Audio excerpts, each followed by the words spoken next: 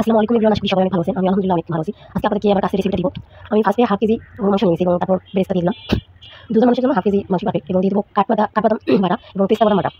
আর আমার বাসায় বানানো টক দই, সেটা পেটে দিয়ে দিলাম 3 টেবিল চামচ। আর আমাদের একটু ঝাল পছন্দ, তাই একটু ঝাল দিলাম। আর এখন দিয়ে দেবো সেই রেডিমেড রাঁধুনি কাঁচা মশলা, এখানে অর্ধেক দিয়ে দেবো। এরপর দেবো ঘি দিয়ে দেবো 2 টেবিল চামচ। রান্নাটা হবে শুধু ঘিয়ে, তেল দেবো না। এবং খুব ভালোভাবে মাখিয়ে নিতে হবে। যত মাখানো হবে ততই মাংস অনেক মজা হবে। মাখিয়ে আপনারা 1 ঘন্টা রাখতে পারেন। এরপর একটা কয়লা পুড়িয়ে দিয়ে ঘি দিয়ে দেবো। এত বেশি সুগন্ধ হয় যা পুরো ঘর মোমো করে। এটা আপনারা অবশ্যই কাছে দিতে বলবেন না। হয়ে গেছে। এখন আধা সিদ্ধ হওয়া রাইস, হাফ চালের রাইস নিয়েছিলাম এবং সেটা এখন দিয়ে দেবো। এরপর আমার ভেজে রাখা আলু ছিল, অর্ধেকটা সিদ্ধ করে নিয়েছিলাম, এগুলো দিয়ে দেবো। কিছু বেস্তা আমি রেখেছিলাম অর্ধেক উপরে দেওয়ার জন্য, সেটা এখন দিয়ে দেবো। হালকা চিনি মিক্সড করে রাখছিলাম। এখন আবারও ঘি দিয়ে দেবো। 1.4 কাপ আমার দুধ দিয়ে ঘি মিশানো ছিল, এটা শুধু দিয়ে দেবো। আর কোনো এক্সট্রা পানি দেবো না, শুধু এতটুকু। আর পুরো মুখটা আটা দিয়ে ভালো করে করিয়ে নিয়েছি যেন কোনো বাতাস না বের হয়। এইভাবে 1 ঘন্টা দমে রাখার পর এখন ওপেন করে দেখাবো আপনাদের। একদম পারফেক্টলি হয়ে গেছে, কিন্তু ভুল করে ঝাঁকি দেওয়া হয়ে গেছে।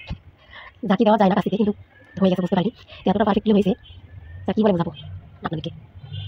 আমি একদম পরিবেশন করে আপনাদের দেখছি মাংস কতটা সফট হয়েছে, অনেক সুন্দর, একদম নরম হয়ে গেছে, হাড়গুলো একদম শীত হয়ে গেছে। সবাই ভালো থাকবেন, আশা করি ভালো লাগে। ভিডিও লাইক কমেন্ট এবং শেয়ার করবেন। আল্লাহ হাফেজ।